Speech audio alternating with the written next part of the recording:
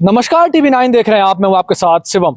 विधानसभा सत्र के बाद भागलपुर लौटे भागलपुर विधायक अजीत शर्मा आज हमारे साथ हैं बातचीत करने के लिए।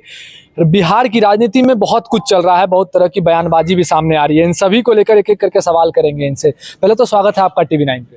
आपको भी नमस्कार। देखिए, पप्पू यादव ने सीधे तौर पर कांग्रेस को नसीहत दी है कि अगर आगामी चुनाव में आप लोग अकेले लड़ते हैं तो आप लोगों के लिए काफी अच्छा होगा। क्या कहिएगा इस पे? पहली बात की नसीहत किसी को नहीं देना चाहिए। कांग्रेस पार्टी देश की सबसे बड़ी पार्टी है। भारतवर्ष को आजाद कराने से लेके जो भी विकास हुआ है देश में वो कांग्रेस पार्टी ने किया है। इसको मैं बताऊं कि अगर उनको कुछ बोलना है, हालांकि उनकी पत्नी धर्म पत्नी तो कांग्रेस में है ही, राज्यसभा सांसद है। अभी ये भी कांग्रेस में आना चाहते हैं। अब इस सिस्टम क्या करेगी?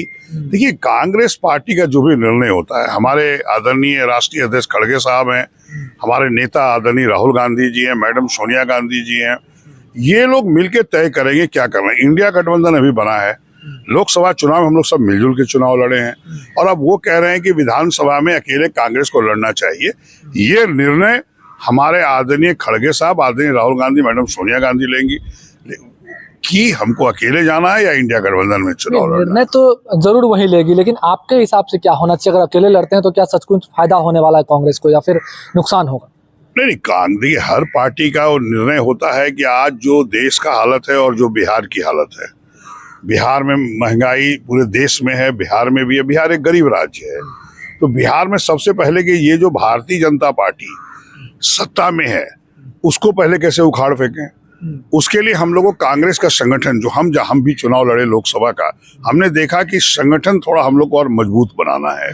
अगर सीट जीतना है तो पहले हम लोग आके booth level committee, panchayat level में कमेटी बनाए, प्रखंड में कमेटी बनाए। जो हम लोग का थोड़ा सा वर्कर्स में कमी है, वर्कर्स को मोटिवेट करने की जरूरत है। पहले हम लोग खुद को मोटिवेट हो और जनता के बीच जाएं, और जनता का निर्णय सर्वोपरि है। लेकिन अभी अकेले लड़ना है कि साथ में लड़ना, यह निर्णय खड़गे साहब, आदरणीय राहुल गांधी लेंगे। लेकिन अकेले भी अगर कांग्रेस लड़ती है, निश्चित तौर पर सबसे अधिक सीट जीत के विधानसभा में कांग्रेस पार्टी जीतेगी। चलिए ठीक है। अजीत शर्मा जी, प्रशांत किशोर की पार्टी अब आने वाली है चुनाव में, हर विधानसभा सीट पर उम्मीदवार उतारने की बात कर रहे हैं। क्या आप लोगों को भी डर लग रहा है क्या उनसे? डर किस बात का लगेगा? हर व्यक्ति को अपना पार्टी फ्लोट करने का अधिकार है।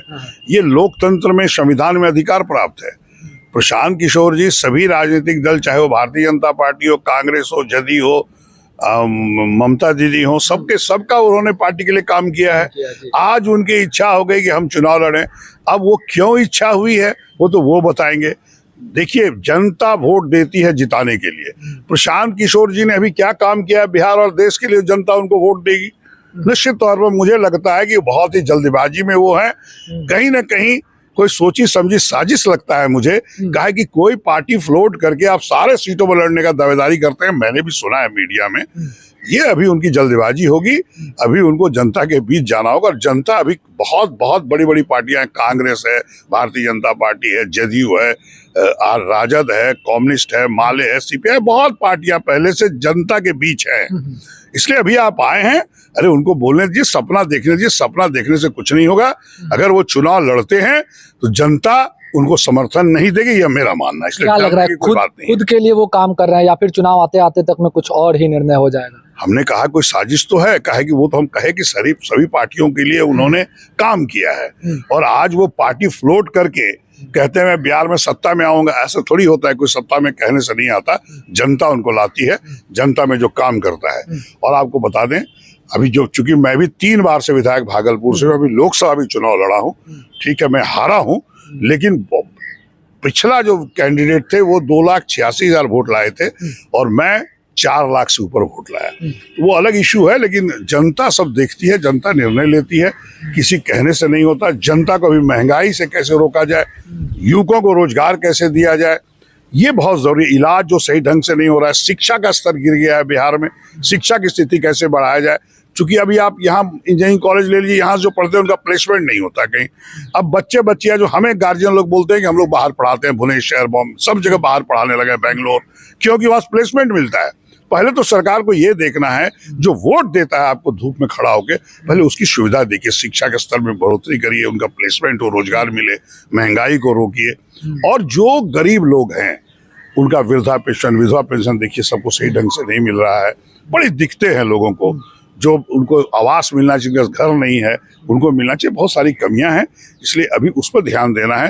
पार्टी जो भी आता है उसका स्वागत है, आइए, लेकिन बिहार की जनता का काम करिए। नीतीश सरकार को लगातार झटका लग रहा है आरक्षण का कोटा को लेके, इस पर क्या कुछ कहना है आपका? अब हाई कोर्ट ने, फिर सुप्रीम कोर्ट ने भी अब फटकार लगा दी। देखिए, ऐसा है कि कोई फटकार नहीं है इसमें, तो ये साफ है कि वो आरक्षण जो है वो ठीक है, लेकिन उसमें कहा गया है कि जो क्रीमी लेयर है, जो किसी परिवार में एक व्यक्ति को मिल गया है तो सेकंड लाइनअप को नहीं मिलना चाहिए, ताकि सभी परिवार को आरक्षण का फायदा हो।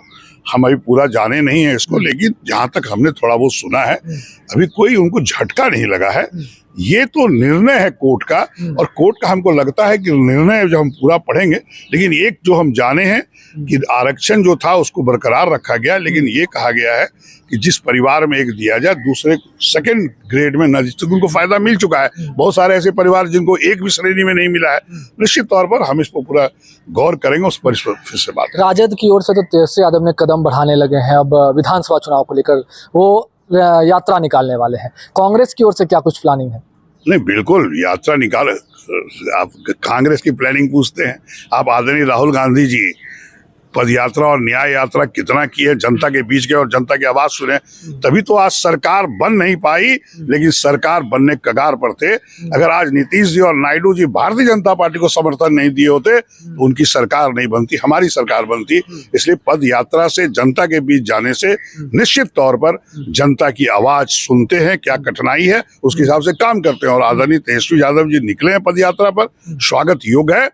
पद यात्रा के साथ साथ वो सभी जनता से सभी गांव में मिले और जो उनका दिखते हो उसको निश्चित रूप से, वो इंडिया गठबंधन में हम लोग के साथ है।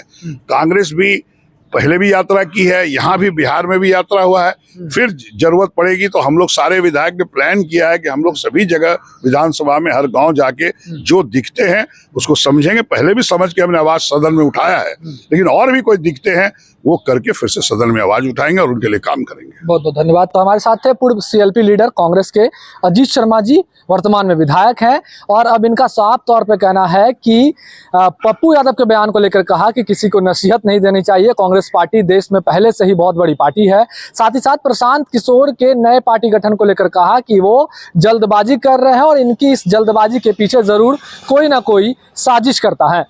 भागलपुर से ATV9 के लिए मैं शिवम।